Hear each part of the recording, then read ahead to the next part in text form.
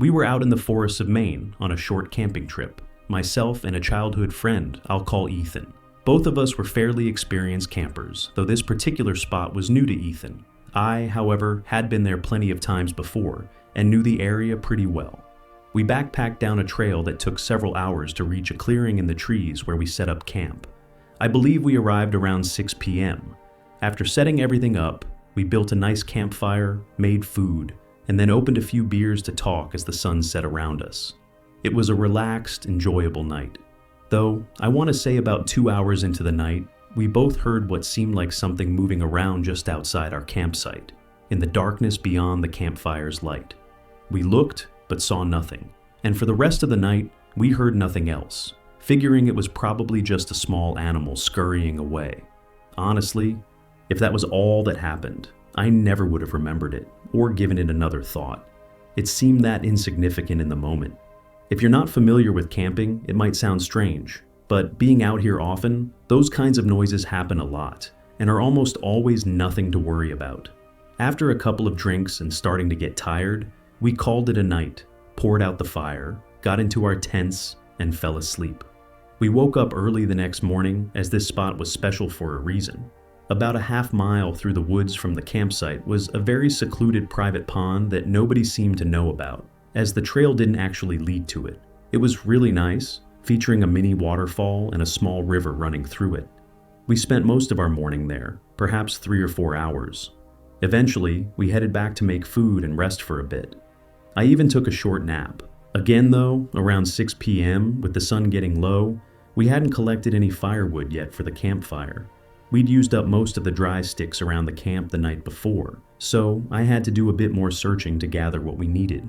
Midway through, Ethan said he was going to take a walk around and explore other areas, picking up firewood on his way back. I said, "Sure," and just kept grabbing sticks off the ground. Ethan pretty much did this every time we went camping. I think he just enjoyed having some alone time to take in the nature. Anyway, I gathered a good amount of firewood and sat back down at the camp, just passing the time until Ethan got back so I could start the fire. The sun got lower and lower, and eventually I realized it had been a strangely long time since he'd left. He usually wasn't out this long, and he was experienced enough to know not to be wandering the woods so close to sunset. Out there, with no cell service, our only way to stay in contact was through small satellite messengers. We kept them on us at all times in our waist packs, along with bear spray and other essentials. It's usually more of an SOS device, but in situations like this, it came in handy. I pulled mine out to send him a message, but saw that he'd already sent one just a few minutes ago. Ethan said he'd sort of gotten lost, but had happened to find his way back to the pond. I sent a message telling him to just stay there, and I'd hurry over to lead him back. Being lost, it's always best just to stay put and not risk getting more lost, and both Ethan and I knew that. So, knowing the area, I quickly started heading to the pond. At this point, it was really just a race against the darkness.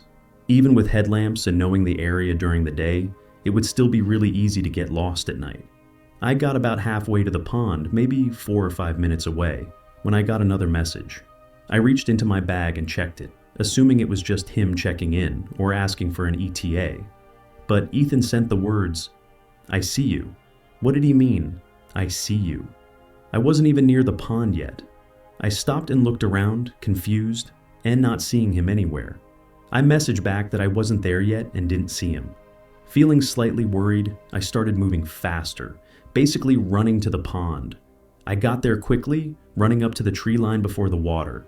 Ethan wasn't there. From where I was, I could see the whole tree line around the pond, and he was nowhere around. I felt the blood drain from my face and pulled the messenger back out.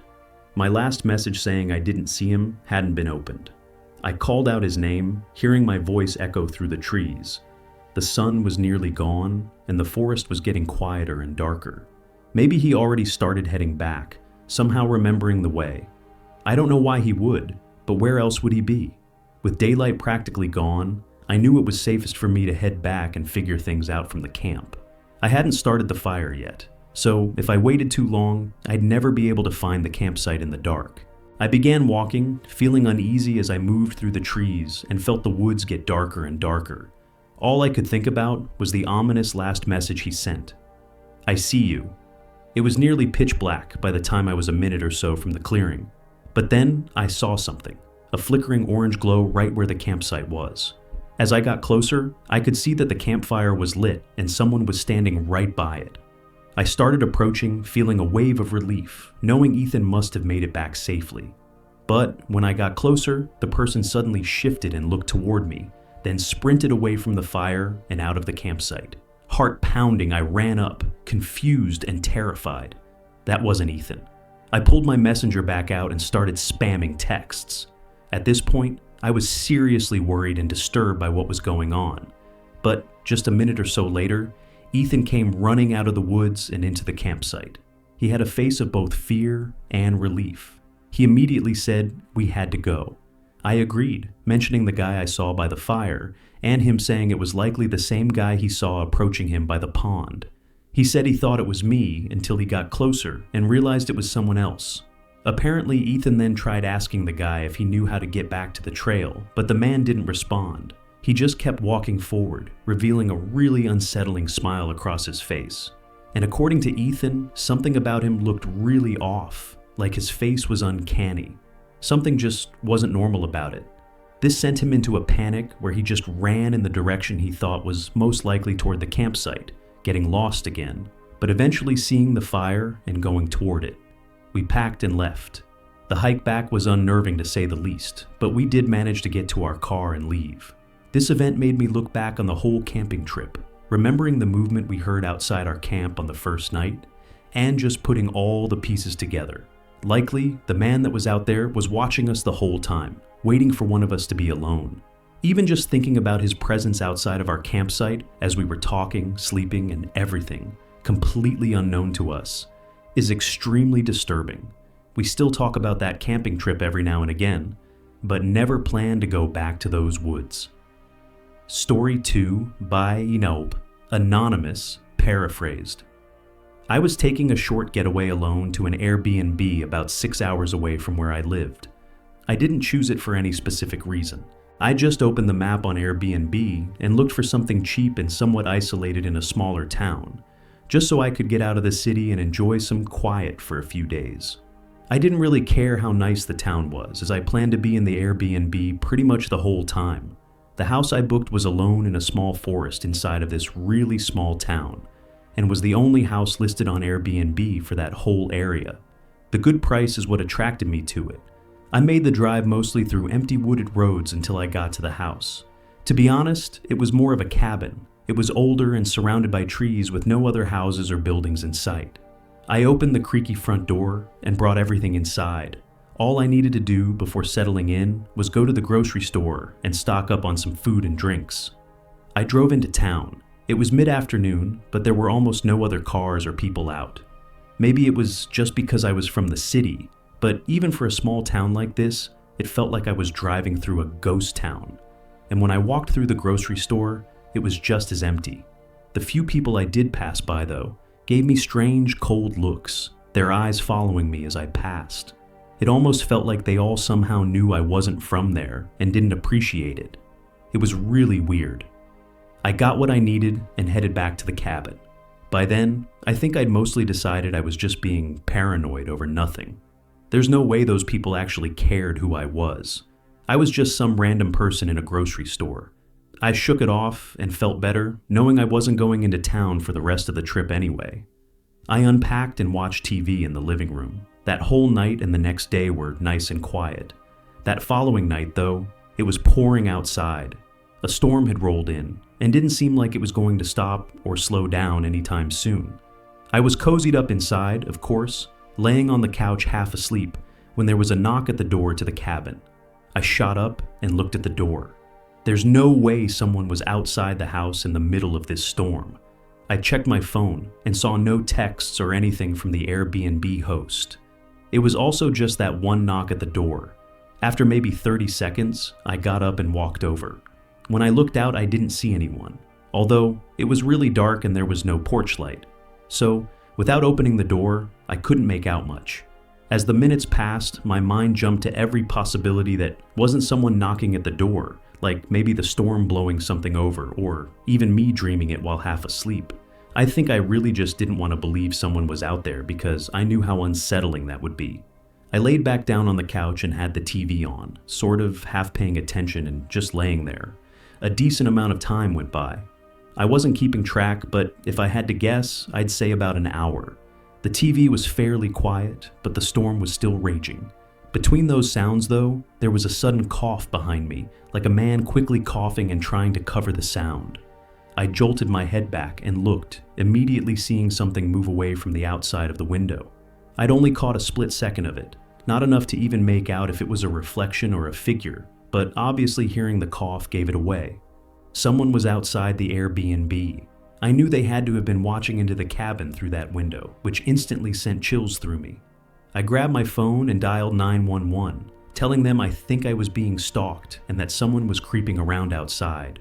The storm was too loud for me to hear any footsteps, so I had no idea if they ran away or were still around out there. I was relieved when a police officer showed up only 3 minutes later.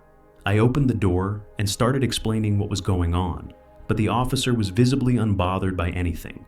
When I finished explaining, he just responded with, "That's it," as if it was no big deal. The officer didn't take down any notes or anything. He had that same cold look as everyone else in the town. He almost seemed mad at me, like he was genuinely upset for making him come out into the storm to help me. He said he didn't see anyone when he pulled in, so if something actually happens, then to call. Before I could say anything else, he turned his back on me and drove away. I honestly couldn't believe it. That made me feel even less safe and even more disturbed by whatever the hell was going on in this town. This whole town had me on edge. And knowing something wasn't right, I decided to call it early and just get out of there. I locked the door and started rushing to pack my things. I was only able to get my backpack opened and begin stuffing clothes into it, so maybe 60 seconds went by after the officer left, before heavy knocks slammed against the front door again, but this time they didn't leave. They continued to bang on the door. I only checked out of the bedroom window, confirming the cop car was gone, so I knew this was whoever had been watching me. I hurried, packing everything I could in just 3 or 4 minutes.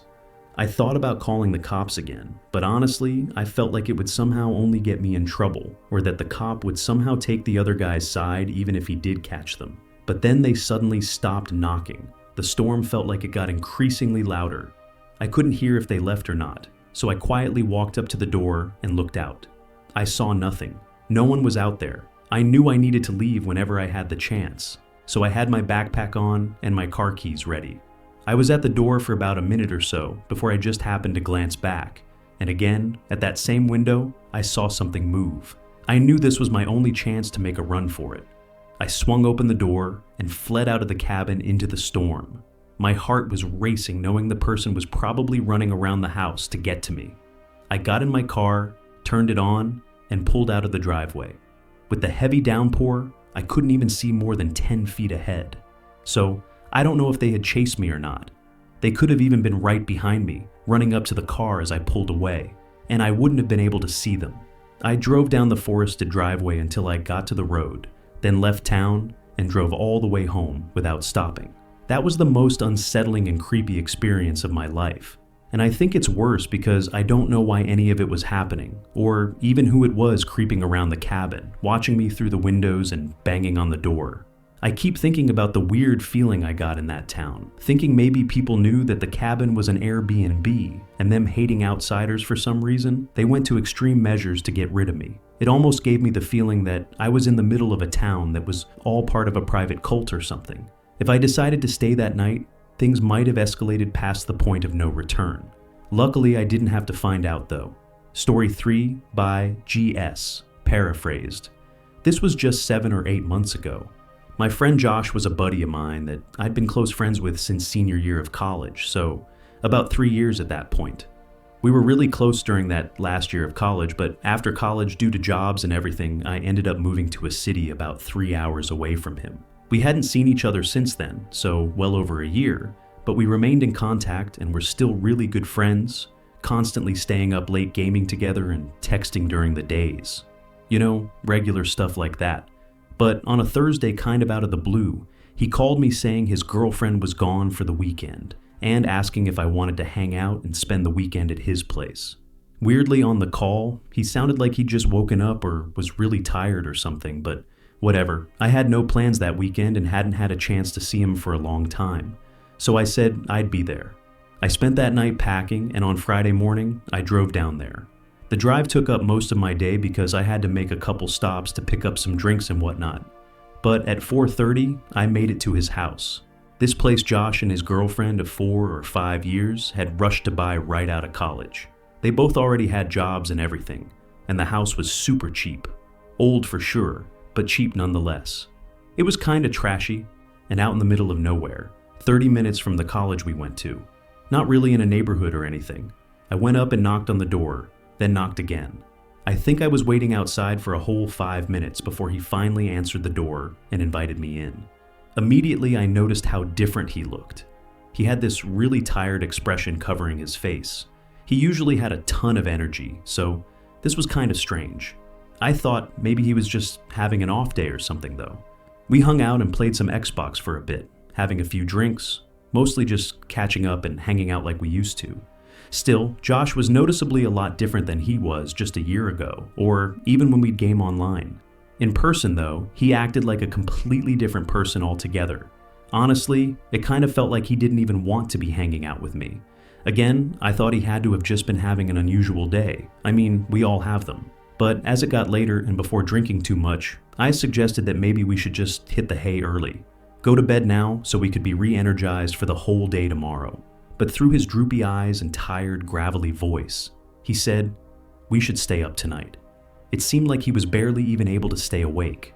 So, this was getting really weird. And the more I said that we should just go to bed, the more pushy about it he got. I agreed to hang out for another 30-ish minutes, but during that time, it was really awkward. He was clearly too tired to even hold a conversation. So, most of the time we were just sitting there in silence, occasionally sipping on our beverages.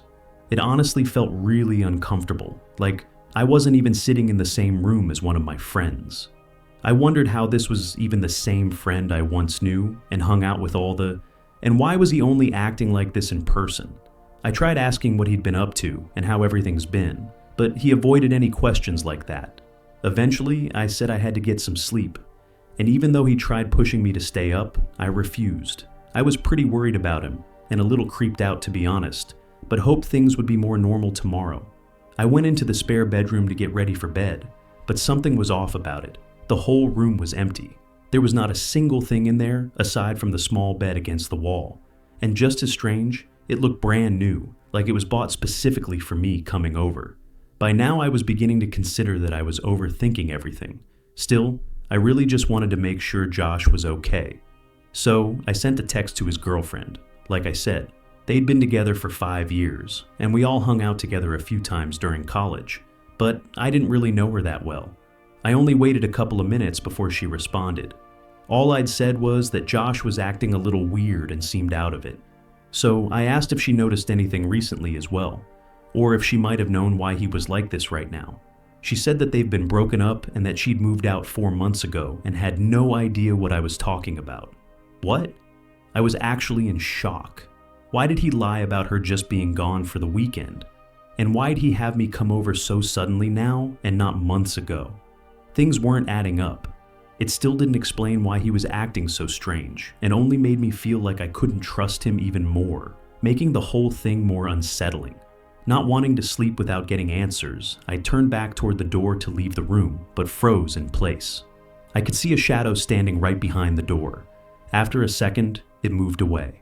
I felt my heart start racing a bit as I moved closer to the door and listened, then opened it, stepping into the hallway and closing the door behind me. I saw the door to his bedroom was open and I could hear him moving around in there. All the lights in the house were off now, but right away, I noticed something on the back side of the door that wasn't there before. It was a mount, like one side screwed into the wall and the other into the door. He must have just done this, probably hand screwing it in, as I was in the room trying to figure out what was going on. I didn't want to be inside that house with him for another second. I started quickly and quietly walking away. As I got into the living room, I couldn't help but notice that there was something on the kitchen counter. It was an open package for a deadbolt, one of those locks you'd put on a door that you can only access from one side. I felt my stomach drop. then heard footsteps rushing behind me. I turned around and saw Josh, that same tired and dead look on his face. I asked what the hell he was trying to do, but he didn't respond. I felt a tension like he was about to do something. Before he could, I ran to the front door. He called out my name a couple times in that eerie, tired voice. But I kept going, getting in my car and leaving. I spent that whole drive thinking and decompressing on what just happened. By the time I got home, Josh had blocked me on everything, which made me more sure that what he was doing was something awful. Though at the time, I didn't do anything about it. I was stupid, and I guess I felt since nothing yet had happened, I had nothing to show for it. And having been close to him for 3 years, it was hard for me to turn him in. I still just can't understand why he was trying to lock me inside that room though, or even what his plan really was. It's crazy how I'd known him for 3 years, and yet it feels like maybe I never really knew him. I'm just glad I got out of it when I did.